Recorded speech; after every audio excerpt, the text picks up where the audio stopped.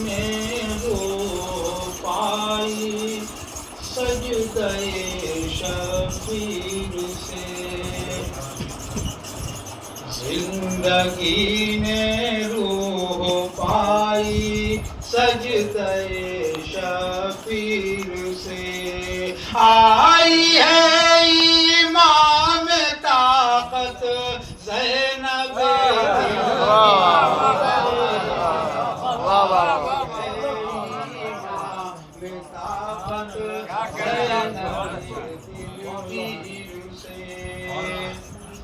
آئی ہے امام طاقت زینب دلگیر سے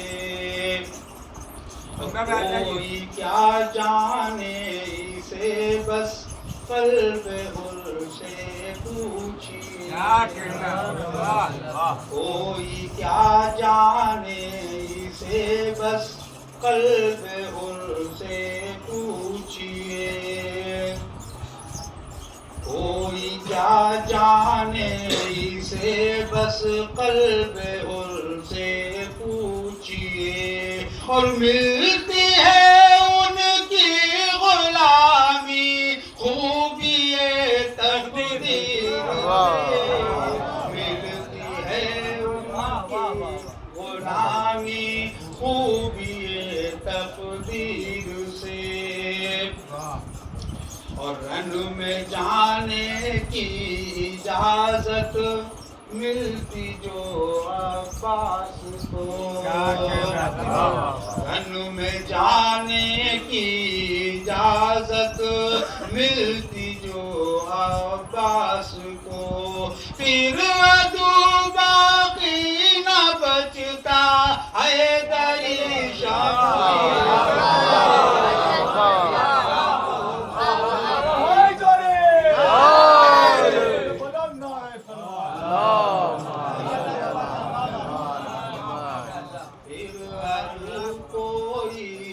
بچتا حیدری شمشیر سے اور بطور خاص یہ شعر دیکھیں کہ اس کو عبداللہ یمنی خود بتائیں گے تمہیں اس کو عبداللہ یمنی خود بتائیں گے تمہیں اور زندگی کی بھیک ملتی ہے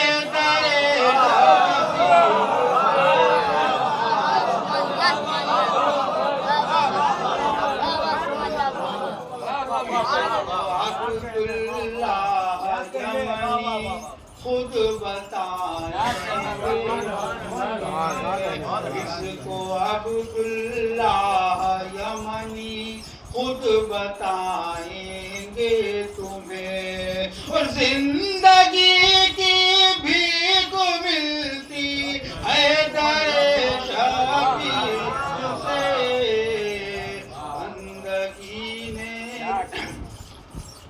زندگی نے روح پائی سجدہ شبیر اور یہ آخری شعر بھی سناتے ہیں انقلاب آئے ہزاروں سر بلندی پر ہے کون انقلاب آئے ہزاروں سر بلندی پر ہے کون آ رہی تھی یہ صدا پہ ہم سر شبیر سے آ رہی تھی یہ صدا پہ ہم سر شبیر سے اور حرمت آل محمد کیا کرے اصغر بیان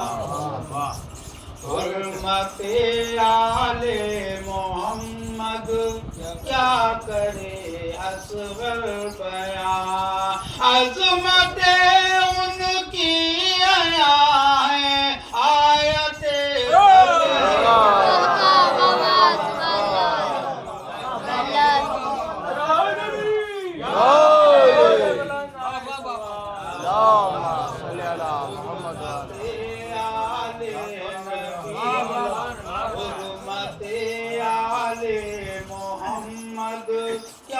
करे असवर बयां हुर्मते आले मोहम्मद क्या करे असवर बयां अज़मते उनकी आया है आयते तकरीर से जिंदगी ने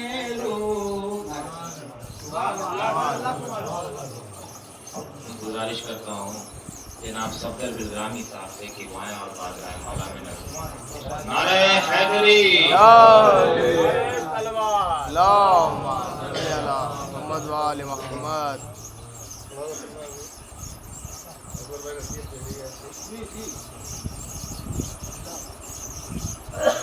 जब नाम सुना हैदर करार अचानक जब नाम सुना हैदर करार अचानक मरहब के गिरी हाथ से तलवार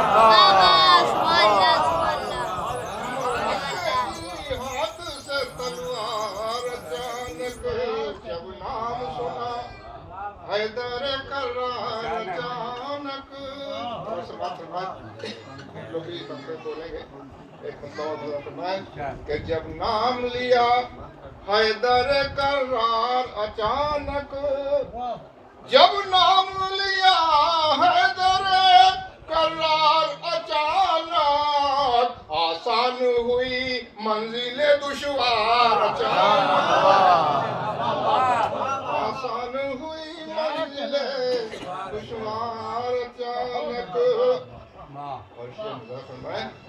के मिंबर पे कदम सैयद सज्जाद ने रखा मिंबर पे कदम सैयद सज्जाद ने रखा थर्राने लगा शाम का दरबार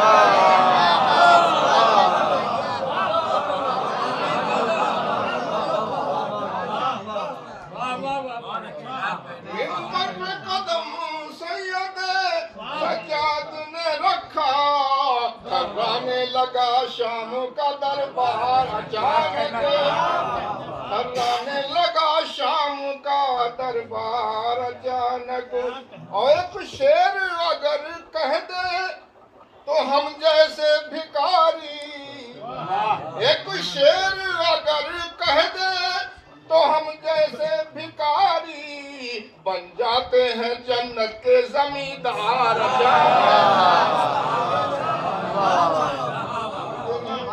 जन्नत के जमींदार अचानक एक शेर अगर कह दे तो हम जैसे भिखारी बन जाते हैं जन्नत के जमींदार अचानक सलवा मोहम्मद वाले मोहम्मद जाते हैं जन्नत के जमींदार अचानक और ये शेर बतौर का बड़ा सुनाया आखिरी शेर बड़ा सुनाया नौजवानों के लिए और पीछे वालों के लिए जो बैठे हुए हैं कि ये आलम अरवाह में हो जाते हैं तैयार ये आलम अरवाह में हो जाते हैं तैयार बनते नहीं दुनिया में आजादार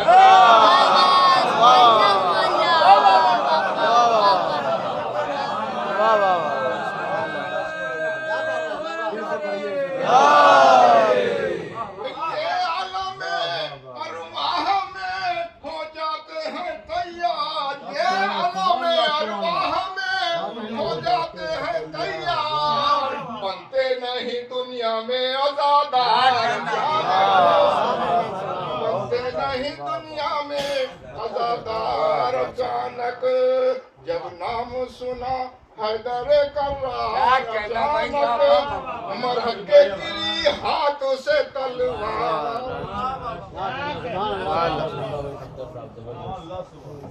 के गिरी हाथ पे तलवार अचानक एक मतलब दो तीन शेर पेश खिदमत है कि लिखने के लिए बैठा हूँ अशआर नए और लिखने के लिए बैठा हूँ अशआर नए और گھر خلد میں بن جائیں گے 2-4 نئے اور گھر خلد میں بن جائیں گے 2-4 نئے اور پوچھو گے سوال ایک جو ہر بار علی سے پوچھو گے سوال ایک جو ہر بار علی سے یہ دیں گے جواب آپ کو ہر بار نئے اور یہ دیں گے جواب آپ کو ہر بار نئے اور تو اللہ رے شبیر کے انکار کی حیبت اللہ رے شبیر کے انکار کی حیبت بیعت کے ہوئے پھر نہ طلبگار نئے بیعت کے ہوئے پھر نہ طلبگار نئے اور تو بتلا دیا شبیر نے سر اپنا کٹا کر اسلام کے پردے میں ہے کفار نئے اسلام کے پردے میں ہے کفار نئے اور تو سنتے ہیں ہٹانے کو ہے سنتے ہیں ہٹانے کو ہے چہرے سے وہ پردہ سنتے ہیں ہٹانے کو ہے چہرے سے وہ پردہ لگتے ہیں قیامت کے یہ آثار نئے لگتے ہیں قیامت کے یہ آثار نئے اور آئیے میں اس کے بعد گزارش کرتا ہوں والد محترم جناب بسم بلگرامی صاحب سے کہ وہ آئیں اور بارگاہ مولا میں نظر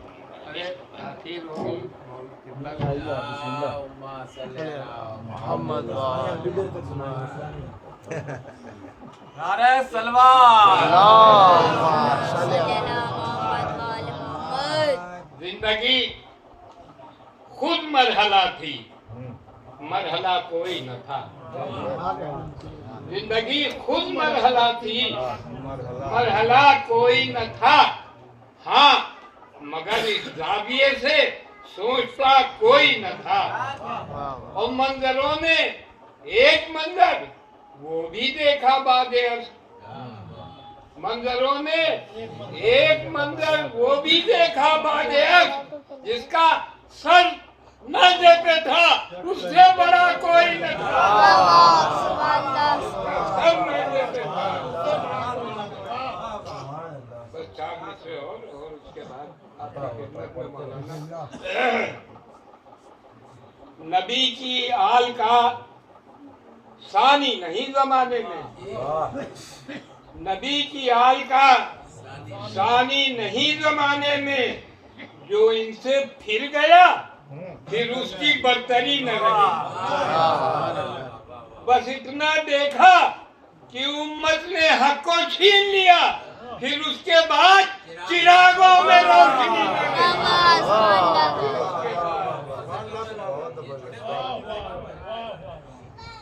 میر ذکی بلگرامی میر انیس اور مرزا زمین کے ہمارے انہوں نے بلگرام کا بہت نام روشن کیا ایک مجلس میں اتفاق ہو گیا تو دبیر صاحب نے تندیاں میر صاحب بلگرامی صاحب بسم اللہ اب کتنا اچانک کوئی آ جائے مجلس میں اس سے کہیں بسم اللہ تو اسے کچھ سوچنا پڑتا ہے تو میر صاحب اٹھے منبر پہ گئے کہنے لگے مداح امام ابن امام آیا ہے مداح امام ابن امام آیا ہے شہدائے شہ عرش مقام آیا ہے اب اس وقت وہ مہو مہر تھے میر انیس مرزا دبیر تیسرے مصرے میں ان پہ طرز کر رہے ہیں طنز آنکھیں مہو مہر کی جھپکتی ہیں ذکی کیا کر رہے خاکے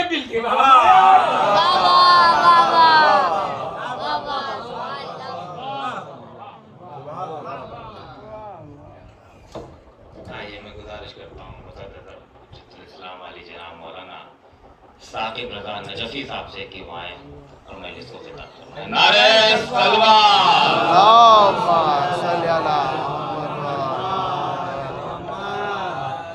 اندر جگہ ہے بھیا اندر آ جاؤ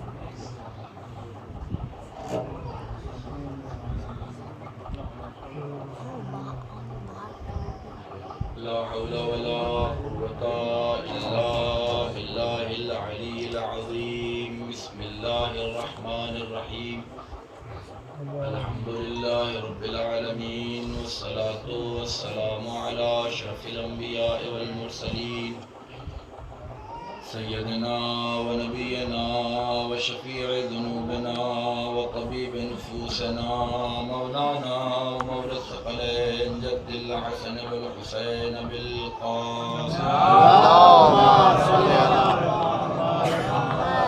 وعلى آله الطيبين الطاهرين المعصومين المظلومين ولعنة الله على أعدائهم أجمعين من الآن إلى قيام يوم الدين اللهم لعن أول ظالم ظلم حق محمد وآل محمد وآخر تابع له على ذلك اللهم لعن العصابة التي جاهدت الحسين وشايعت وبايعت وتابعت على قتله اللهم لعنهم جميعا أما بعد فقد قال الله تبارك وتعالى في كتابه المجيد بسم الله الرحمن الرحيم ذلك ومن يعظم شعائر الله فإنها من تقوى القلوب صلوات الله اللهم صل على محمد وآل محمد عزیزان گرامی محترم اور معزز سامعین کرام عزاداران ماتمداران سرکار سید الشہداء پہلی مرتبہ آپ حضرات کے سامنے بعنوان خطیب حاضر ہونے کا موقع ملا اس سے پہلے 2 مرتبہ آپ کے بستی میں حاضر ہوا لیکن ایک مرتبہ 8ویں میں آیا تھا اور ایک مرتبہ محفل ہوئی تھی یہاں پر اس میں آیا تھا تب صفدر صاحب کو بسمل صاحب کو سنا تھا اور بسمل صاحب کا ابھی جو لہجہ دیکھا اس کے لیے میرے نانا کا ایک شعر ہے کہ کمر تن کر کہا کمر کس کر کہا تن کر حبیب ابن مظاہر نے کہاں بوڑھے ہیں ہم مولا ہمارا باغپن دیکھا صلوات پڑھیں محمد اللهم صل على محمد وآل محمد یہ قوتیں یہ طاقتیں یہ حوصلے ہمیں حبیب ابن مظاہر سے ملتے ہیں ہم معصومین کے درجے تک تو نہیں پہنچ سکتے لیکن معصومین علیہ السلام کے ساتھ جو ضعیف حضرات تھے جو ظاہراً جسماً بوڑھے تھے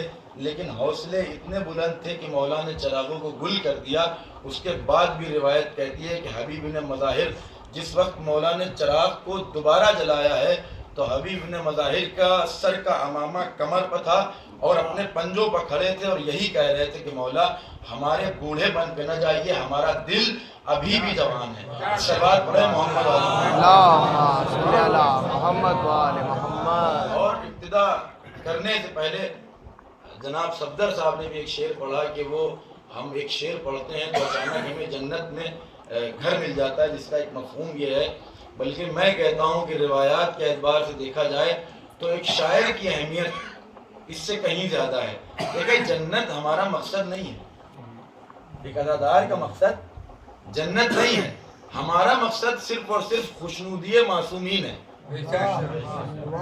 اس کے عوض میں ہمیں جنت مل جائے یہ ایک الگ مسئلہ ہے لیکن ہمارا اور آپ کا مقصد جو ہے اداداری سے جنت نہیں ہے جو لوگ اس فرش ادا پر یہ سوچ کر آتے ہیں کہ اس فرش ادا کے عوض میں جنت ملے گی وہ گویا تجارت کر رہے ہیں اداداری نہیں کر رہے ہیں اس لیے کہ ہمارا اور آپ کا ثواب اس سے کہیں زیادہ ہے یہ بتائیں کہ آسمان والوں کے درجہ بلند ہوتا ہے یا زمین والوں کا میں روایت اگر آپ کے سامنے پیش کروں بغیر کسی تمہید میں جائے ہوئے بس آپ کے سامنے ڈائریکٹ اپنی باتیں رکھ رہا ہوں کیونکہ شعر سے مجھے اپنی بات کہنے کا موقع ملا کہ اب یہ بتائیں یہ فرش ادا روایت آپ نے ہم سے کہیں زیادہ یہاں پہ وہ افراد ہیں جو مجلسیں سنے ہوئے ہیں اور ایک سے ایک اعلیٰ خطبہ کی آپ حضرات مجلسیں سنے ہوئے ہیں تو اب یہ سب آپ کے واضح باتیں لیکن فرش ادا کی جو اہمیت ہے وہ آسمان والوں کی ہے نہیں اس لیے کہ باقاعدہ روایات میں ہے کہ جب فرش ادا بچتی ہے تو آپ نے سنا ہے کہ ملائکہ آتے ہیں تو پھر واپس جاتے ہیں جانے کے بعد ان کے ہمنوا فرشتوں کو جب ان کے جسموں سے نکلتی ہوئی خوشبو سونگنے کو ملتی ہے تو وہ یہ پوچھتے ہیں کہاں سے آئے ہو کہا ذکر حسین ہو رہا تھا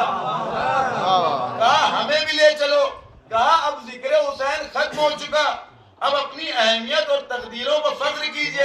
انہوں نے کہا ذکر حسین ختم ہو گیا، لوگ چلے گئے، کہا اس مقام پر لے چلو جہاں ذکر حسین ہو رہا تھا۔ تو ہماری تمنا جنت منت نہیں ہے، ہماری تمنا صرف اور صرف خوشنودی بی بی زہرا صلی اللہ علیہ وسلم۔ ایک صلوات پڑھیں محمد والا، اللہم صلی علی محمد وآل محمد۔ اور اس کے علاوہ اگر آپ کے سامنے بات کریں تو شعر پڑھنے والا فقط جنت نہیں حاصل کرتا۔ میری نظر میں ایک بہت چھوٹا سا طالب علم ہوں، 5 یا 6 سال نجف اشرف میں ہوا، لیکن جو تھوڑا بہت علم حاصل کیا نہ کے برابر، اس سے نتیجہ صرف یہ نکالا کہ میری نظر میں ناصر امام حسین ہونا یا ناصر معصومین ہونا بڑا درجہ رکھتا ہے جنت کو حاصل کرنے سے۔ کربلا میں جو شہداء تھے، ابھی میں بات کو انشاءاللہ آگے لاؤں گا، کربلا میں جو شہداء تھے، مولا حسین نے کیا کہا تھا؟ چراغوں کو گل کر رہا ہوں، جنت کی ضمانت لیتا ہوں، چلے جاؤ۔ جس کی جنت کی ضمانت جوانان جنت کا سردار لے، وہ اٹھ کر نہ جائے، اس کا مطلب یہ ہے کہ نصرت امام حسین زیادہ اہم ہے جنت میں جانے سے۔ وہ تو ہمارے اختیارات آپ کو پھر جنت میں جانے سے پہلے پتا چلیں گے۔ روایات میں ہے کہ عباس سے بات نکل رہی ہے تو گفتگو کرتا جا رہا ہوں، آیت میں انشاءاللہ آپ کے سامنے بات پیش کروں گا۔ روایات میں ہے کہ جب جناب زہرا کو حکم ہوگا روز محشر کی جاؤ جنت میں داخل ہو جاؤ، اے خاتون جنت تم سے پہلے کوئی نہ جائے گا، تو اب فضائل سنیے اپنے، تو جناب زہرا دروازے پر جانے کے بعد کھڑی ہو جائیں گی، کہیں گی نہیں پروردگار مجھے نہیں جانا۔ پروردگار کی جانب سے فرشتہ ندا دے گا کیوں نہیں جانا چاہتی؟ جناب زہرا کہیں گے اب میں اپنے اختیارات دکھانا چاہتی ہوں۔ جناب زہرا یہ کہیں گی، پروردگار کہے گا جو چاہتی ہیں وہ کر لیں۔ کہا اب وہ سب جائیں گے جو میرے لال پر ہوتے تھے۔ بات یہیں تک رہتی تو شاید ہم صبر کر جاتے، ہمارے گلے سے بات اتر جاتی، لیکن بات یہاں تک نہیں۔ روایت میں یہ آیا کہ اب جب جناب زہرا اپنے لال پہ رونے والوں کو بلائیں گی تو اب لال پہ جو ہم عزادار روتے ہیں وہ بھی دروازے پہ جا کے کھڑے ہو جائیں گے، پروردگار ہمیں بھی نہیں جانا۔ کیوں؟ کہا اب ہم بھی اپنے اختیارات دکھانا چاہتے ہیں۔ کہا کیا کرنا چاہتے ہو؟ کہا اب ہم جس کو چاہیں گے اسے بھی لے جائیں گے۔ یہ صرف اور صرف غم امام حسین علیہ السلام میں 2 آنسو بہانے کا ثواب ہے۔ اب میں روایت پیش کر رہا ہوں امام کی، یہ جو ہم شعر کہتے ہیں، جو مرثیہ کہتے ہیں، جو ہم ذکر اہل بیت کرتے ہیں، گویا نصرت کرتے مولا امام حسین علیہ السلام کی۔ امام رضا علیہ السلام نے محمد وآل محمد جناب دیبل سے کہا، دیبل خدائی کا نام سنا ہوگا، اے دیبل کیا تم اشعار کہتے ہو؟ ہاں مولا کہتے ہیں۔ کہا مرثیہ کہو، گویا کہ تم نے اگر مرثیہ کہا تو ہماری نصرت کی، یعنی ہمارا اور آپ کا مولا کی مدح میں کوئی شعر کہنا یا ان کے مصائب میں کوئی ایک مرثیہ کہنا امام کا ناصر بناتا ہے۔ تو خدارہ یہ ایک پیغام ہے نوجوانوں کے لیے بھی، اپنے بزرگوں کے لیے بھی، بڑی معذرت کے ساتھ، کہ خدارہ اپنی مجلسوں میں یہ سوچ کرنا ہے کہ ہمیں اس کے عوض جنت ملے گی، عوض کا اندازہ آپ لگا ہی نہیں سکتے۔ عوض دینے والا پروردگار ہے، وہ جانے، خاتون جنت جانے، جوانان جنت کا سردار جانے۔ ایک صلوات پڑھیں محمد والا۔ اللہم صلی علی محمد وآل محمد۔ بہرحال آیت میں نے آپ کے سامنے پیش کی، ذالک ومن یعظم شعائر اللہ فإنہا من تقوی القلوب، کہ جس کسی نے بھی تعظیم کی، پوری توجہ ہماری طرف رکھیے گا، انشاءاللہ ایک موضوع ہے جس کو آپ تک پہنچانا ہے۔ جس کسی نے بھی تعظیم کی، کس کی؟ شعائر اللہ، اللہ کے شعائر کی، فإنہا من تقوی القلوب، تو بے شک یہی دلوں کا تقوی ہے۔ قرآن مجید میں کھلا ہوا اعلان ہوا کہ جس کسی نے بھی تعظیم کی اللہ کے شعائر کی، اس نے گویا کہ یہ اس کے دلوں کا تقوی ہے. اب داخل ہونے سے پہلے شعائر اللہ کے معنی بیان کرنے سے پہلے ایک بات کی طرف متوجہ کر دوں. دیکھیے ایک ہوتا ہے تعظیم کرنا, ایک ہوتا ہے عبادت کرنا. پروردگار نے اس آیت میں کیا کہا؟ وَمَن يُعَظِّمْ, جس نے تعظیم کی. یہ نہیں کہا وَمَن يَعْبُدْ, جس نے عبادت کی. تعظیم الگ شے ہے, عبادت الگ شے ہے. اس کا مطلب یہ ہے کہ اگر قرآن مجید کو غور سے پڑھا جائے تو اس کے نظریے سے پروردگار صراحتاً یہ کہہ رہا ہے کہ کسی بلند شے کی تعظیم کرنا بدعت نہیں, عین عبادت ہوتی ہے. عبادت, میں نے کہا عبادت کرنا اور چاہے, اس لیے کہ کبھی کبھی ایسا ہوتا ہے کہ ہمارے درمیان یہ شبہہ پیدا ہو جاتا ہے کہ ہم یہ جو تعظیم کر رہے ہیں کہیں یہ عبادت تو نہیں ہے. مثال کے طور پر آپ میں سے بہت سارے حضرات کربلا گئے ہوں گے, نجف اشرف گئے ہوں گے, ذریحوں کا بوسہ لیا ہوگا, وہاں پر جا کے دعائیں مانگی ہوں گی.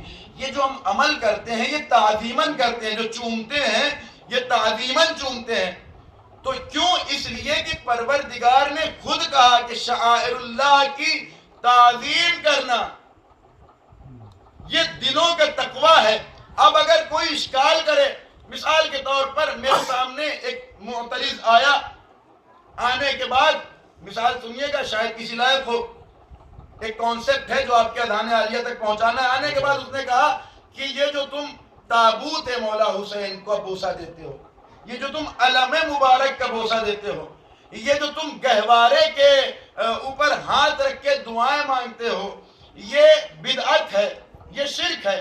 یہ میرا پورا پیغام ہے تمام مسلمان بھائیوں کے لیے, میرا کوئی پیغام فقط شیعوں کے لیے نہیں, اہل سنت برادران جو ہمارے بھائی ہیں, نفس ہیں, روح ہیں, جان ہیں, ان سب کے لیے. تو اس نے آنے کے بعد اس سے یہ اشکال کیا کہ یہ جو کرتے ہو یہ بدعت ہے. ہم نے کہا کہ سب سے پہلے تو آپ یہ سمجھیے کہ تعظیم اور عبادت میں فرق ہوتا ہے. اب میں ان کے ساتھ ان کے گھر گیا, وہ ابھی تک اسی تعظیم کو شرک اور عبادت بیان کر رہے تھے.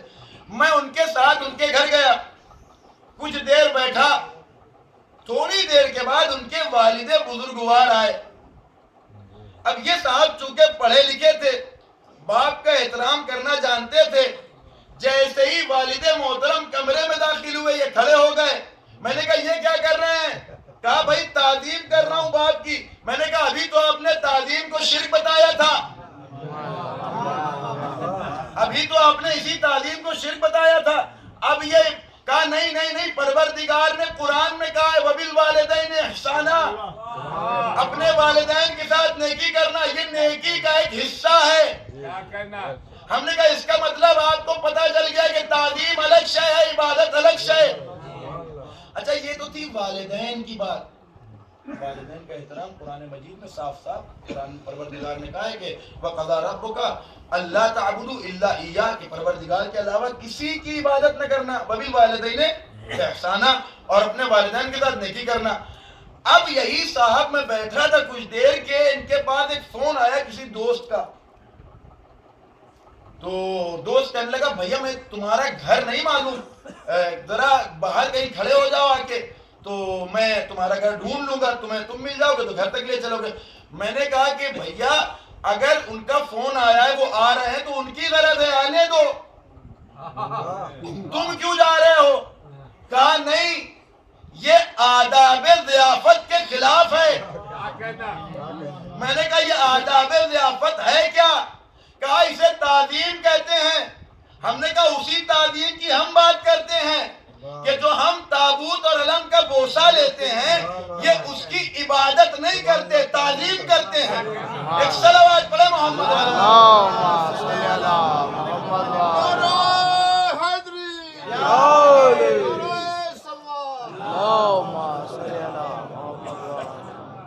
اب اگر تعظیم اور عبادت کا فرق آپ کے درمیان واضح ہو گیا تو میں بات کو آگے بڑھاؤں. پروردگار نے کہا جس کسی نے تعظیم کی شعائر اللہ کی. اللہ کے شعائر ہیں کیا؟ کسے کہتے ہیں شعائر؟ تو جب میں نے تفسیروں کو اٹھا کر دیکھا, خصوصاً کچھ علماء کرام کی جو ہمیں واضح سی تفسیریں ملی, اس میں شعائر کے بہت سارے معنی ہیں, لیکن شاعر کی جو اصل ہے نکلا ہے شعیرہ سے، عربی گرامر کے اعتبار سے، اور شعیر کے معنی ہوتے ہیں علامت کے. تو اس کا مطلب یہ ہوا کہ ترجمہ اب اس طریقے سے ہوگا کہ اللہ کی جو علامتیں اس دنیا میں ہیں اس کی تعظیم کرنا یہ دلوں کا تقویٰ ہے. میں نے قرآن مجید چھاننا شروع کیا کہ اللہ کی علامتیں ہیں کیا، وہ چیزیں کیا ہیں جو اللہ پر دلیل بنتی ہیں. قرآن نے بعض مقامات پر کہا کعبہ شعائر اللہ میں سے ہے، میں نے مان لیا. اس کے بعد کہا حج شعائر اللہ میں سے ہے، میں نے مان لیا. یعنی اب حج کا طواف کرنا یہ تعظیم کعبہ ہے. اب اس کے بعد حج کرنا یہ خود شعائر اللہ میں سے ہے. اس کے بعد حجر اسود یہ شعائر اللہ میں سے. میں کہیں بات کو لے جانا چاہتا ہوں، بس تھوڑی دیر میرے ساتھ متوجہ رہیں اور تمہید کو اپنے ذہنوں میں رکھیں. اس کے بعد قرآن مجید میں ایک آیت ملی کہ جس میں پروردگار کہہ رہا ہے کہ حج کا ایک جز ہے قربانی. کیا کرنا؟ جو قربانی ہم ہندوستان میں کرتے ہیں، پاکستان میں کرتے ہیں، یہ ہے مستحب. لیکن جب آپ حج کر رہے ہوں تو وہاں جو قربانی کرنا ہے وہ ہے واجب. وہ ترک نہیں کر سکتے. وہ ترک کیا تو اس کا کفارہ ہے. کیا کفارہ ہے وہ آپ کو کتابوں میں مل جائے گا.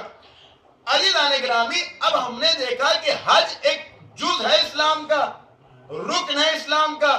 اگر آپ مستطیع ہیں تو حج آپ پر واجب ہے. اور حج کا ایک جز ہے قربانی.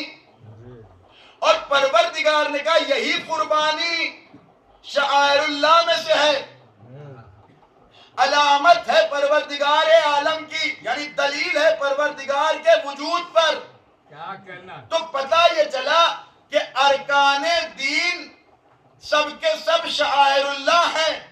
اور نہ صرف ارکان دین بلکہ ہر وہ شے جو ارکان دین کا جز ہو کیا کرنا؟ وہ بھی شاعر اللہ. تو اب آگے کی گفتگو آپ کی سماعتوں کے حوالے یہ بتائیے نبوت ارکان دین میں سے ہے یا نہیں؟ نہ مانے تو کافر، کیا کرنا؟ مانے تو مسلمان. کیا کرنا؟ اس کے بعد امامت شاعر اللہ میں سے ہے یا نہیں؟ ہے، کیونکہ ارکان دین میں سے ہے. امامت کی ایک کلی کا نام ہے حسین ابن علی. کیا کرنا؟ واہ واہ واہ واہ واہ. دیکھیں سلسلہ در سلسلہ آپ کے سامنے گفتگو کر رہا ہوں، شاید ایک بات ہے جو آپ تک پہنچا سکوں. امامت ارکان دین میں سے، اصول دین میں سے. نہ مانے تو آپ کا دین بیکار، کانسیپٹ آپ کے دین کا چلا جائے گا، خراب ہو جائے گا. نبی نے خود کہا کہ میرے بعد امامت کا سلسلہ چلنا ہے، اور علماء کرام کی کتابیں بھری پڑی ہیں، ایک نہیں ہزاروں دلیلیں اس کا موجود ہیں. لیکن عزیزان گرامی امامت کا جب ایک سلسلہ ہے حسین، تو ابھی میں نے کہا تھا حج ہے رکن دین کا، اور حج کا جز ہے قربانی. بات کو سمجھیے گا. کیا کرنا؟ تو رکن جو جز تھا وہ بھی شاعر اللہ. تو اب حسین صرف شاعر اللہ نہیں ہے، بلکہ حسین کے غم کو فروغ دینے میں جو جو چیزیں لائی جائیں وہ بھی شاعر اللہ. اب یہ تابوت شاعر اللہ، اب یہ علم شاعر اللہ، اب یہ دلدنا شاعر اللہ، اب یہ ہتکڑی شاعر اللہ. اس لیے کہ اس سے امامت اجاگر ہوتی ہے اور امامت سے دین خدا اجاگر ہوتا ہے. ایک صلوات پڑھیں محمد علیہ.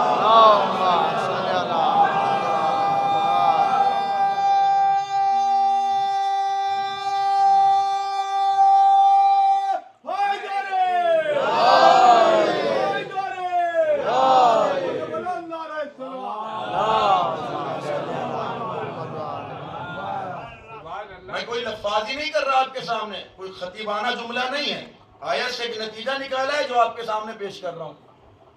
اور عزیزان گرامی، اب یہ جو اشکال ہوتا ہے اگر اس کی دلیلیں ہم دینے پر آئیں تو وہی ہے کہ مطلب معترض کرنے کو تو اشکال 1400 سالوں سے ہم پر ہو رہے ہیں اور ہوتے رہیں گے، اس کے جوابات دیے جا چکے ہیں. لیکن اپنی اس ادنا سی فکر سے جو ہم نے تاریخ اسلام پڑھنے کے بعد نتائج نکالے، اس کے بعد جو جوابات ہیں. اب یہ جو کہا جاتا ہے مثال کے طور پر تابوت مولا حسین علیہ السلام کا، اس کو نہ چومیں، یہ بدعت ہے، یہ علم، یہ تعزیہ. تو اب ذرا میرے ساتھ متوجہ ہو کر سنیں کہ جناب فطرس چلے کب؟ جب ولادت مولا حسین علیہ السلام ہوئی. دلیلیں دے رہا ہوں خالی اس بات پر کہ یہ بدعت نہیں بلکہ عین عبادت ہے اور حکم رسول ہے. فطرس چلے, جناب جبرائیل کو دیکھا کہ کچھ فرشتوں کے ساتھ جا رہے ہیں. مجھے پورا واقعہ نہیں پڑھنا, بس نتیجہ دینا ہے آپ کے سامنے. آپ سب کو واقعہ حفظ ہے الحمدللہ. کہاں جا رہے ہو؟ کہا کہ رسول کے گھر ایک نواسے کی ولادت ہوئی ہے. اچھا ہمیں بھی لے چلو. کیا کرو گے؟ کہا بالوں پر مانگیں گے. سوال کروں آپ سے, بالوں پر جلائے کس نے تھے؟ آپ اگر جاگ رہے ہوں تو میرے ساتھ جواب دیں. بالوں پر کا یہ عقاب دیا کس نے تھا؟ پروردگار نے. اگر کسی کو اللہ عذاب دے تو کسی کے پاس امید بچتی ہے؟ اللہ جانے کتنا بھروسہ تھا رحمت مولا حسین پر کہ اللہ کی بارگاہ سے بھگایا ہوا ہے, اس کے باوجود بھی در مولا حسین سے متمسک ہوا. کیوں؟ اس لیے کہ بھروسہ تھا مولا حسین کی رحمت پر. چلا فطرس آیا رسول اسلام کے پاس. یا رسول اللہ السلام علیکم, سنا ہے آپ کے گھر میں ولادت ہوئی ہے. ہاں کیا چاہتے ہو؟ کہا پروردگار کے عذاب سے ہمارے بالوں پر جل گئے ہیں, ہم چاہتے ہیں کہ آپ کے در سے یہ دوبارہ مل جائے. اب رسول اسلام کا جملہ سنیے جو تاریخ نے رقم کیا ہے. رسول اسلام نے کہا جاؤ جس گہوارے پر حسین لیٹے ہیں اس کی لکڑی سے مس کر لو. جس گہوارے پر حسین لیٹے ہیں اس کی لکڑی سے مس کر لو. اب رسول کہہ سکتے تھے ہاتھوں سے مس کر لو, پیروں سے مس کر لو, بالوں سے مس کر لو, آنکھوں سے مس کر لو, گالوں سے مس کر لو. نہیں, شاید رسول یہ بتانا چاہتے ہیں کہ صرف حسین بابرکت نہیں ہے, ہر وہ شے جو حسین سے منسوب ہو جائے وہ بھی بابرکت ہو جایا کرتی ہے. یا جملوں کو بدل کر کہوں, رسول جانتے تھے کہ آنے والے زمانے میں حسین سے منسوب ایک گہوارہ ہوگا جس پر کچھ لوگ اشکال کریں گے. جان لیں وہ یہ کہ حسین سے منسوب جو گہوارہ آج بابرکت ہے کل بھی ہوگا. ایک صلوات پڑھے محمد.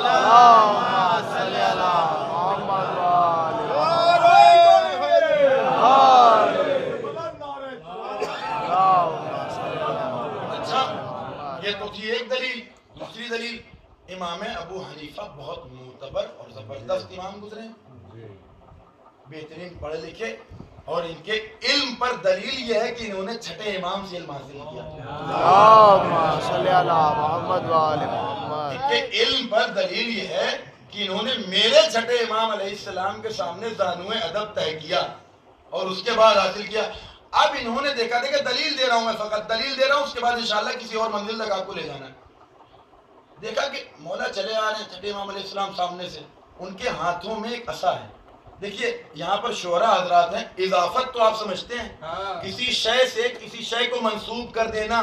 مثال کے طور پر اللہ کا گھر, رسول کا عصا, حسین کا گہوارہ, فلانے کا بیٹا.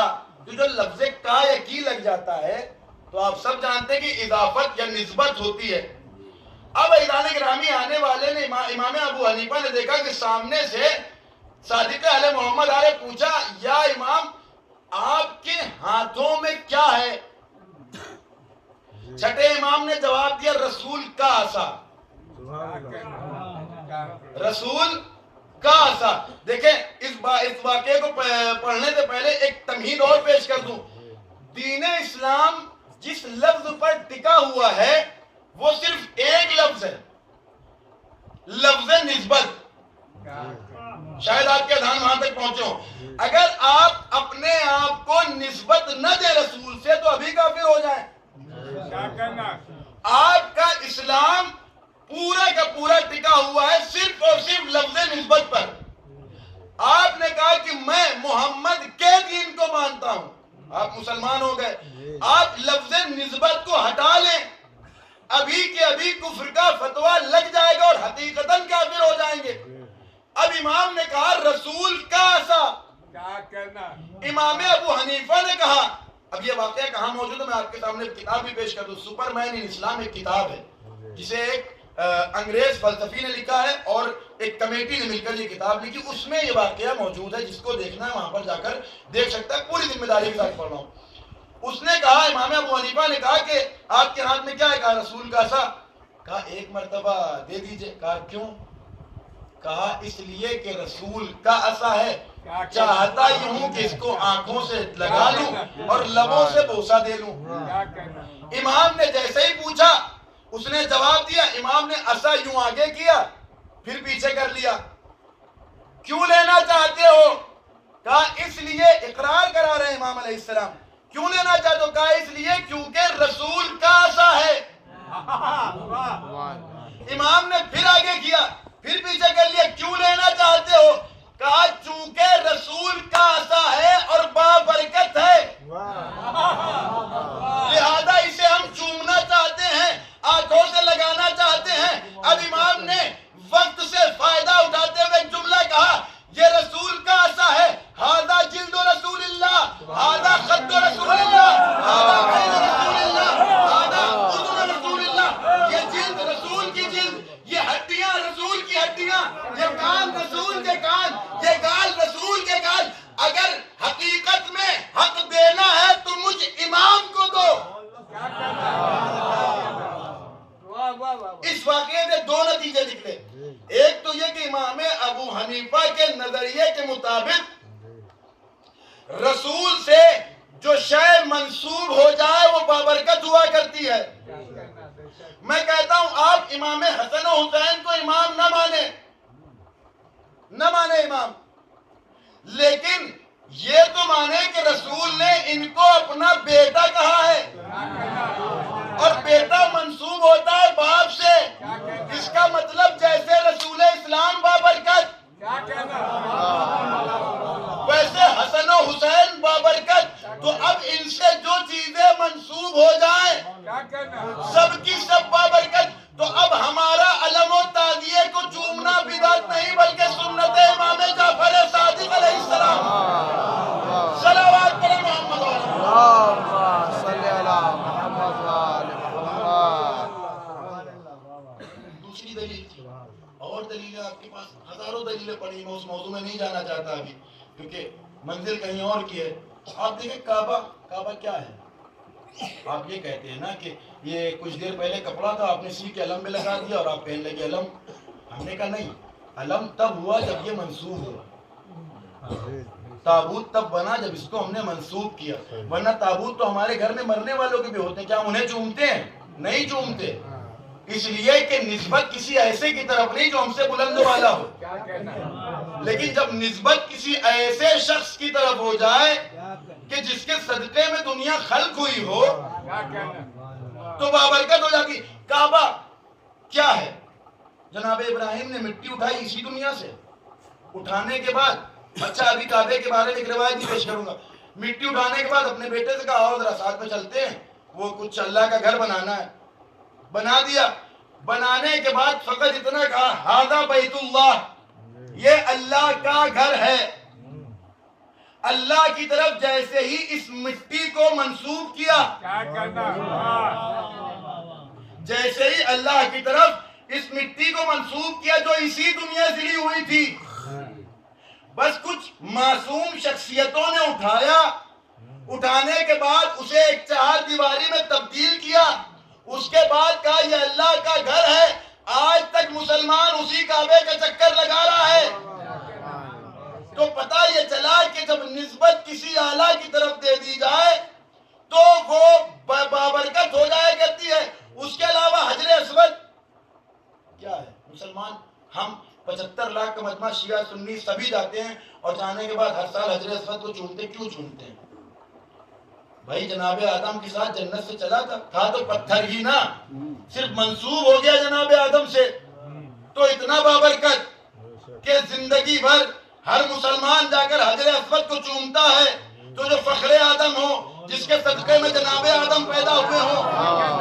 اب میں آپ کے سامنے روایت پڑھ دوں. جناب آدم نے جب اپنی آنکھیں کھولی روایت کا جملہ ہے کیا دیکھا کہ 5 نوری ہستیاں ہیں پروردگار یہ کون ہے کہا یہ انا محمود هذا محمد انا العلی هذا العلی انا فاطر السماوات هذه فاطمہ انا المحسن هذا الحسن انا الاحسان هذا الحسین میں محمود یہ محمد میں علی یہ علی میں فاطر السماوات یہ فاطمہ میں حسن میں احسان یہ حسن میں محسن یہ حسین اے آدم ان کانت لکا حاجت لی اگر کبھی تمہیں مجھ سے کوئی حاجت ہو فتوسلوا بہم ان کے ذریعے مانگنا ان کے ذریعے مانگنا جناب آدم کا فخر ہے امام حسین علیہ السلام جناب آدم سے منسوب ہوا پتھر اتنا بابرکت تو امام حسین کی بقا امام حسین نے جس آدم اور آدم کے بعد تمام انبیاء کو باقی رکھا اگر اس سے کوئی شے منسوب ہو جائے اور یہ درجہ ایسے ہی نہیں ملا مولا حسین علیہ السلام کو رسول نے کہا تھا حسین تمہیں تمہاری شہادت کے بعد 3 فضیلتیں ملیں گی پہلی فضیلت یہ کہ تمہارے قبے کے نیچے یعنی اس گنبد کے نیچے دعائیں قبول ہوں گی دوسری فضیلت یہ کہ تمہیں سید الشہداء کہا جائے گا ایک بات بتائیں کیا اول سے لے کر آج تک یا قیامت تک کوئی ایسا شہید ہی نہیں گزرا جنہیں سید الشہداء کہا جائے لیکن یہ طرح امتیاز ہے مولا حسین علیہ السلام کا یا یوں کہوں کہ پروردگار عالم کو حسین کا آخری سجدہ اتنا پسند آیا کہ پروردگار نے کہا رہتی دنیا تک تجھے سید الشہداء کہلاؤں گا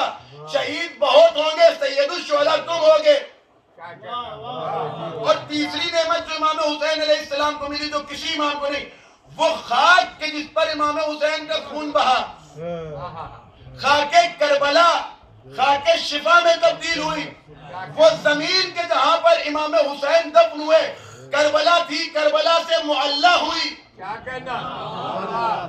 اب روایت پڑھ دوں آپ کے سامنے جو تھوڑی دیر پہلے پڑھنا چاہتا تھا روایت کا جملہ ہے کعبے کی سرزمین نے کہا من مثلی میرے جیسا کون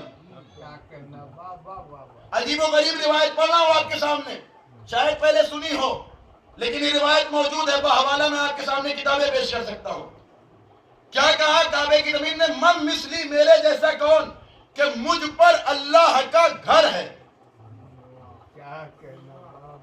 پروردگار نے کبھی کسی کے آنا تو برداشت ہی نہیں کی چاہے وہ جناب آدم و حوا ہوں یا سرزمین مکہ پروردگار نے جیسے ہی اس کا یہ فخر دیکھا جناب جبرائیل کو بھیج دیا کہا قری واستقری ٹھہر جا خاموش ہو جا ولا تستکبر اور گھمنڈ نہ کر تستکبر گھمنڈ نہ کر تکبر نہ کر کیوں کہا تیرے مقابلے میں ایک ایسی زمین ہے کہ جس کے مقابلے تیری فضیلت ایسے ہی ہے کاش میں جملہ اب تک پہنچا لے جاؤں جس کے مقابلے میں تیری فضیلت ایسے ہی ہے جیسے ایک سوئی کو کسی سمندر میں ڈالا جائے ایک قطرہ جو اس کے سامنے آتا ہے وہ تیری فضیلت ہے کربلا کی زمین کے مقابلے میں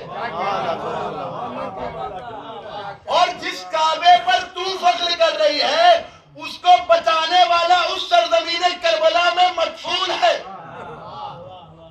آگے کا جملہ پڑھوں یہاں تک روایت ہوتی تو شاید میں خاموش ہو جاتا آگے کا جملہ سنے اب پروردگار نے کہا اگر تو نے گھمنڈ کیا اگر تو نے عقل دکھائی ہوائی تو بکا الی النار تجھے بھی جہنم میں ڈال دوں گا اب مجھے جملہ کہنے دیجئے کہ اگر سرزمین کعبہ جیسی سرزمین حسین کی سرزمین کے مقابلے میں آئے تو پروردگار جہنم میں ڈال دے تو جو لوگ حسین کے مقابلے میں آئے اور جو آج تک راضی ہیں صلوات پڑھیں محمد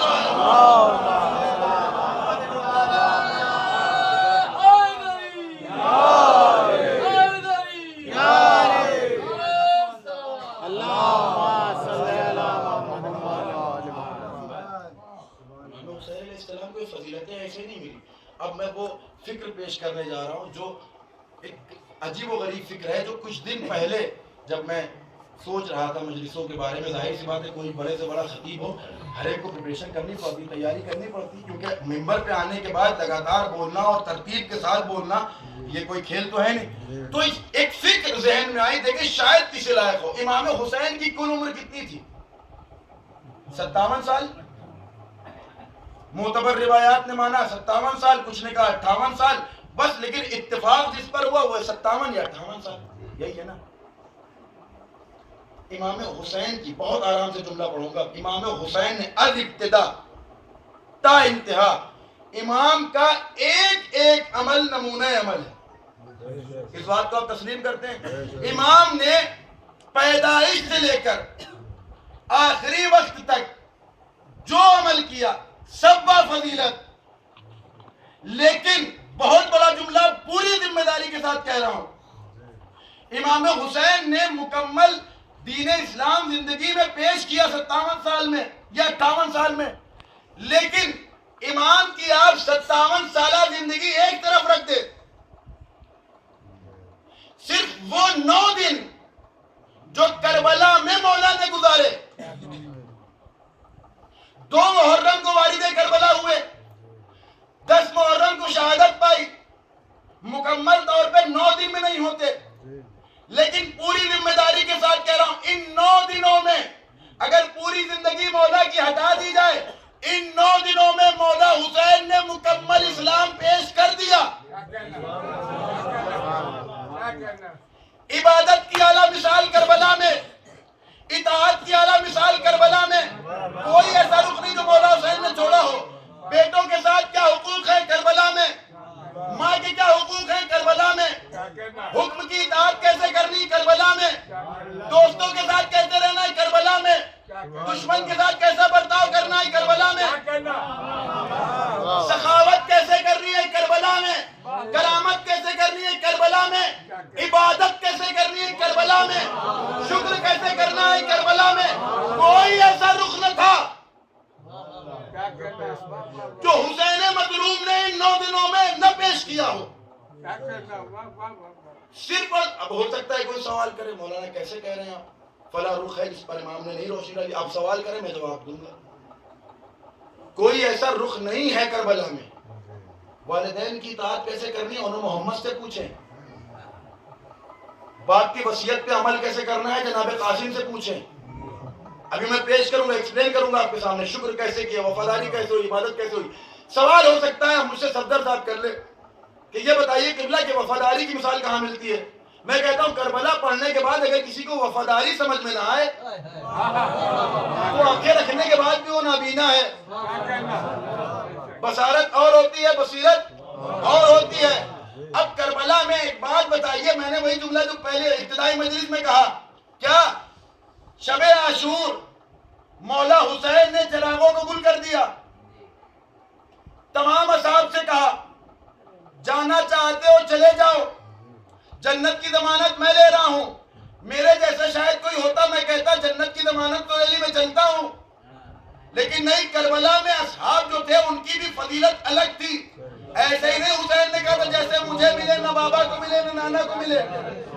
امام حسین نے یہ کہہ دیا کہ جوانان جنت کے سردار نے یہ کہہ دیا کہ چلے جاؤ, جنت کی ضمانت میں لے رہا ہوں. روایت کا جملہ ہے, حبیب, مسلم ابن اوسجا, جون, سب نے یک زبان ہو کر کہا مولا اگر آپ پر 70 مرتبہ شہید ہونا پڑے, 70 مرتبہ پھر زندہ کیا جائے, پھر مارا جائے, پھر زندہ کیا جائے, پھر ہمیں جلا کر ہماری راکھ کو ہوا میں پھیلا دیا جائے, اس کے بعد بھی پروردگار پوچھے کیا حسین پہ جان دو گے تو ہم دیں گے. اب بتائیے کہ وفاداری کی اس سے اعلیٰ مثال کہیں مل سکتی ہے؟ ہمیں اور آپ کو معلوم ہو کہ کل ہمیں شہید ہونا ہے, کل ہمیں معلوم ہو کہ تیر و تبر ہمارے سینے پر ہوں گے, ہماری پشت زخمی ہوگی, ہمارے پیشانی زخمی ہوگی, ہمیں شہید کر دیا جائے گا, تو شاید ہی ہم میں سے کوئی ہو جو بچے, سب چھوڑ کر چلے جائے. یہ وفاداری کی اعلیٰ ترین مثال تھی کربلا میں. آپ کہیں گے عبادت ایک نیا کانسیپٹ ہے جو میرے ذہن میں آپ کے سامنے پیش کر رہا ہوں. وفاداری ہو گئی, عبادت کی اعلیٰ مثال. یہ بتائیں ہماری اور آپ کی سروں پر کوئی بندوق رکھ دے, تلوار رکھ دے گلے پر اور کہے کہ میں تمہیں قتل کر دوں گا, اس وقت کسے نماز یاد آتی ہے؟ ہمیں چند مصیبتیں پڑتی ہیں, ہمارا کوئی مر جاتا ہے, ہمارے کوئی چیز فوت ہو جاتی, تب تو ہمیں اللہ یاد نہیں آتا. ذرا ذرا سی بات میں ہم اللہ کو بھول جاتے ہیں. یہ کربلا ایک واحد وہ جگہ تھی جہاں 6 ماہ کے بچے سے لے کر حبیب ابن مظاہر تک جیسے بوڑھے کو معلوم تھا کہ کل شہید ہوں گے. 9 محرم کو جب شمر کا لشکر آیا, قریب تھا, یہ تاریخ میں ملتا ہے کہ شمر نے 9 محرم کو حملہ کرنا چاہا, لیکن تاریخ نے لکھا کہ حسین نے عباس کو بلایا, عباس صرف اور صرف آج بھر کی مہلت لے لو. کیوں لے لے کا عبادت کرنا چاہتے ہیں. چلیے امام تو معصوم تھے, انہیں عبادت کی پڑی تھی, یہ عبادت کرتے, لیکن جو غیر معصوم تھے, جناب جون, جناب حبیب, جناب مسلم ابن اوسجا, یہ عبادت کیسے کریں؟ اس کا مطلب یہ ہے. اور راوی نے لکھا کہ جیسی عبادت آج ہوئی ایسا لگ رہا تھا جیسے کہ مکھیوں کے بنبنانے کی آواز آ رہی ہو. اب بتائیے کیا اس سے بڑی عبادت کی مثال کہیں اور مل سکتی ہے؟ شکر کی مثال کہاں ملے گی؟ ہمارا اور آپ کا کوئی ایک بچہ شہید ہو جائے, مر جائے, ایکسیڈنٹ ہو جائے, خدا سب کے بچوں کو سلامت رکھے, کوئی ایک مر جائے تو ہمارے حواس گم ہو جاتے ہیں.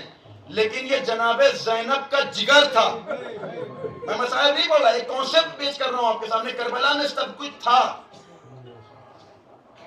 جناب زینب کے دونوں لال پڑے ہوئے ہیں آنکھوں کے سامنے, لیکن یہ وہ ماں ہے, ماں کو اپنے بچے سے سب سے زیادہ محبت ہوتی ہے. ماں اپنے بچے کو ہر مصیبت سے بچاتی ہے. لیکن جب جناب زینب نے دیکھا کہ اب اونو محمد شہید ہو گئے, اپنے سر کو سجدے میں رکھ دیا, پروردگار تیرا لاکھ لاکھ شکر کہ میری ماں کے سامنے تو نے مجھے شرمندہ ہونے سے بچا لیا. شکر کی اعلیٰ مثال کی نہیں ہے تو اور کیا ہے؟ آپ کہیں گے توبہ کی مثال. اب امام حسین علیہ السلام کے بارے میں ایک روایت ملتی, وہ پیش کر دو. مجمع تھوڑا سا خاموش ہے, شاید گفتگو بات گزر رہی ہے, سمجھ میں زیادہ آ رہا ہے. ان الحسین مصباح الہدی و سفینۃ النجات, یہ روایت آپ نے سنی ہے. حسین مصباح الہدی ہیں, ہدایت کا چراغ ہیں, اور سفینہ نجات ہیں. توبہ کے اوپر بات لا رہا ہوں, اس کے روایت پیش کر رہا ہوں. کسی نے چھٹے امام سے پوچھا, مولا صرف اور صرف امام حسین کو سفینہ نجات کیوں کہا گیا؟ آپ تو پہلے امام سے لے کر آپ تک سب کے سب سفینہ نجات ہیں. روایت سنیے گا. کہا آپ بھی, آپ کا جو دامن تھام لے اس کا بھی بیڑا پار ہو گیا, جو امام حسن کا دامن تھام لے اس کا بھی بیڑا پار ہو گیا, جو امام علی کا دامن تھام لے اس کا بھی بیڑا پار ہو گیا. یہ بتائیے سفینہ نجات صرف اور صرف مولا حسین کو کیوں کہا گیا؟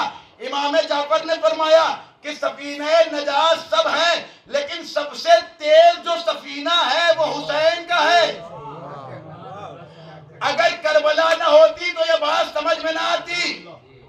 وہ حر جو کل تک ناری تھا, جیسے ہی امام حسین کے دامن سے متوسط ہوا, یا جملوں کو بدل کر یوں کہوں, جیسے ہی کشتی حسین پر سوار ہوا, اب تک ناری تھا, اب نوری پیکر میں تبدیل ہو گیا.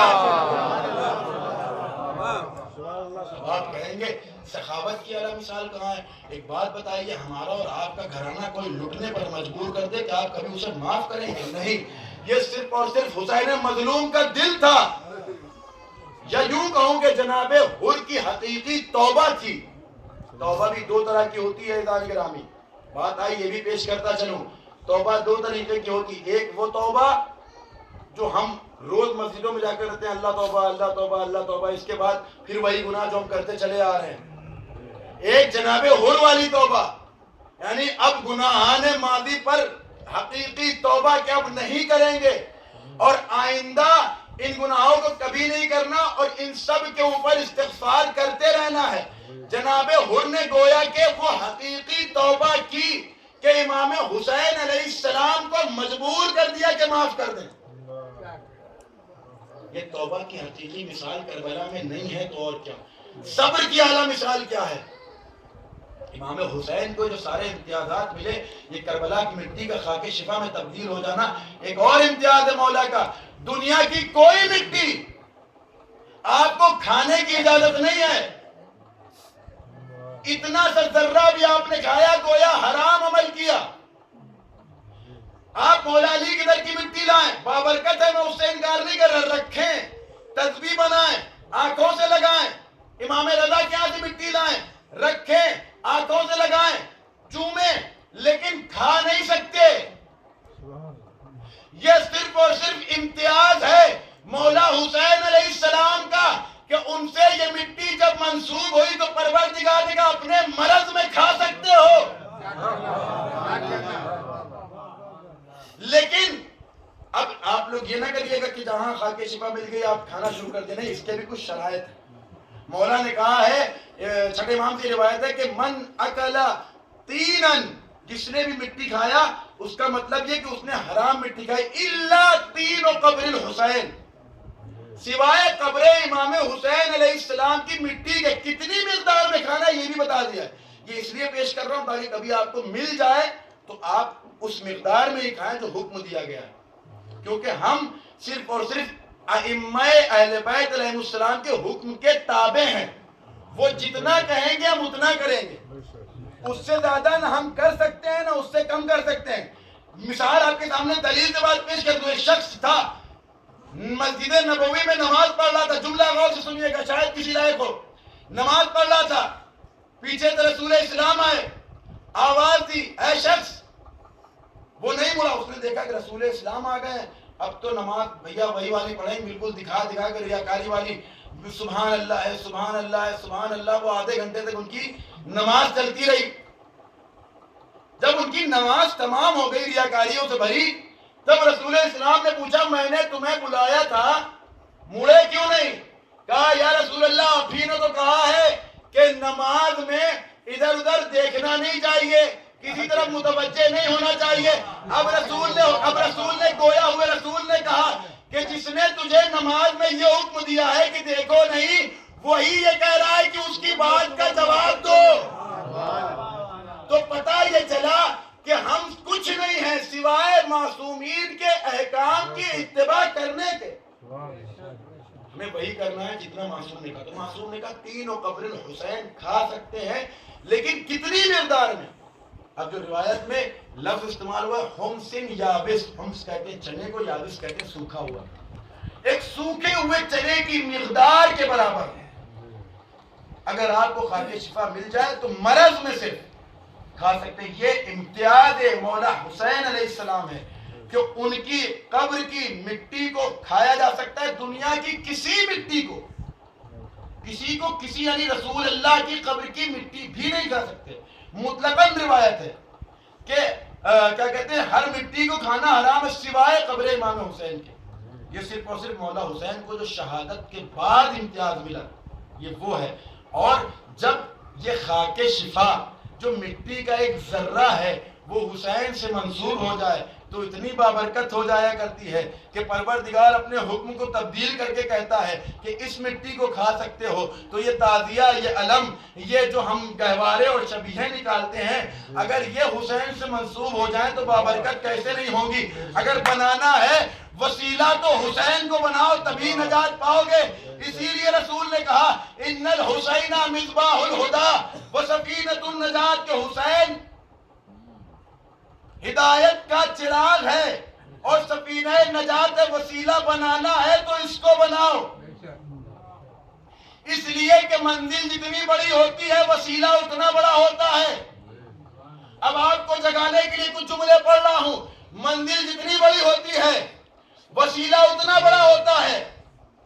آپ کہیں گے کیسے؟ آپ کو مثال کے طور پر یہاں سے اپنے چوراہے تک جانا ہے، آپ کس سے جائیں گے؟ سائیکل سے یا پیدل؟ بھائی سائیکل سے چلے جائیں گے، سائیکل یہاں تک کا سفر کے لیے ٹھیک ہے، لیکن اگر آپ کو یہاں سے لکھنؤ جانا ہے تو اب آپ بھی کہیں گے نہیں قبلہ یہاں سے سائیکل سے نہیں، یا تو بائک سے جائیے یا بس سے جائیے۔ سائیکل ہو سکتا ہے بیچ میں آپ کو چھوڑ دے، خراب ہو جائے۔ کہا منزل جتنی بڑی وسیلہ اتنا بڑا۔ میں نے کہا ٹھیک ہے، اب لکھنؤ سے دلی جانا ہے، کہا تو ٹرین لیجئے یا بس لیجئے، اس لیے کہ بائک ہو سکتا ہے راستے میں انجن بیٹھ جائے۔ کہا ٹھیک، کہا اچھا اب دلی سے ہمیں انڈیا کے باہر کا سفر کرنا ہے، کہا اب ٹرین کا وسیلہ کام نہیں آئے گا، اب جہاز سے جائیے، اس لیے کہ ٹرین صرف اور صرف ساحل سمندر تک جا سکتی ہے، اس کے بعد خود بھی ڈوبے گی، آپ کو بھی لے ڈوبے گی، شاید نہیں پہنچی میری بات۔ تو وسیلہ جتنی بڑی منزل ہو اتنا بڑا وسیلہ ہوتا ہے، تو اب طے کیسے کیا جائے کہ پروردگار کی منزل سب سے بڑی، وسیلہ کس کو بنائے؟ تو آئیے روایتوں کی طرف، جس کو آدم نے وسیلہ بنایا ہو، جس کو نوح نے وسیلہ بنایا ہو، اس کو وسیلہ بنائے۔ دلیل ہے آپ کے سامنے، ہاں بے شک ہے،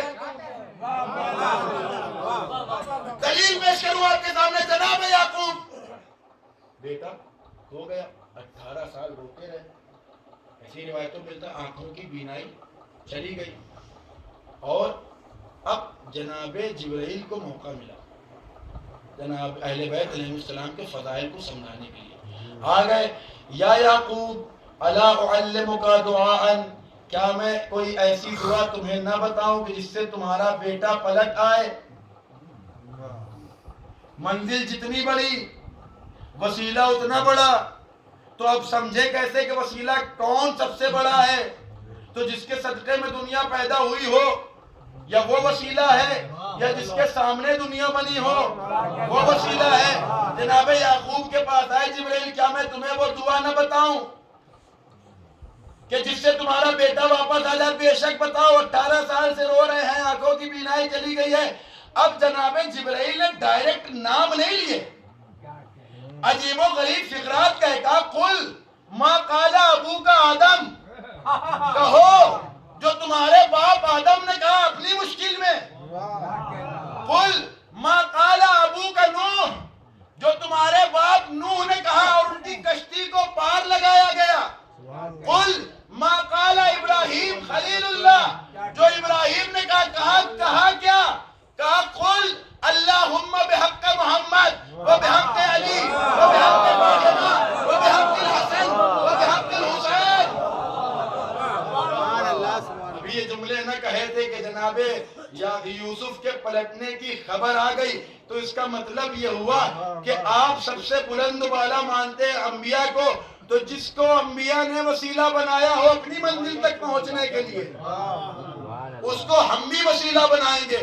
تو یہ اہل بیت علیہ السلام، یہ مولا حسین علیہ السلام کی کشتی ہے، اس پر سوار ہونے کے بعد ہمیں منزل نجات ملے گی، اور کیوں نہ ملے، جوانان جنت کا سردار ہے حسین، سید الشہداء امام حسین کو اس لیے بھی کہا گیا، کبھی موقع ملا تو اس پر روشنی ڈالیں گے کہ امام حسین کو سید الشہداء کہا کیوں جاتا ہے۔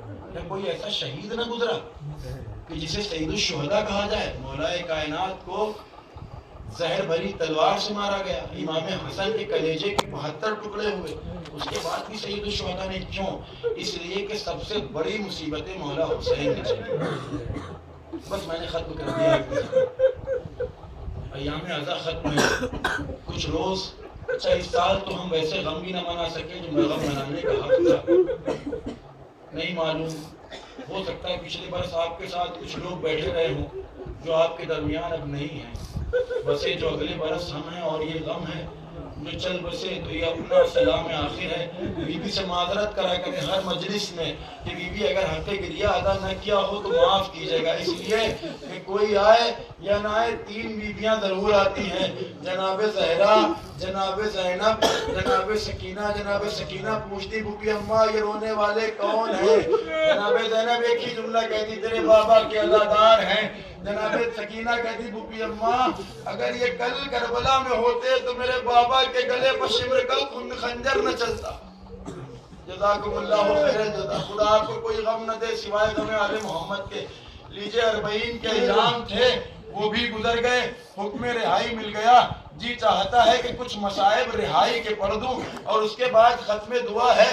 جناب سید سجاد کو جب ایک روایت کی بنیاد پر سال بھر گزر گیا قید خانے میں، اچھا ایک بات اور آپ کے سامنے عرض کروں، سید سجاد پر سب سے زیادہ دو چیزوں نے ستم ڈھائے ہیں.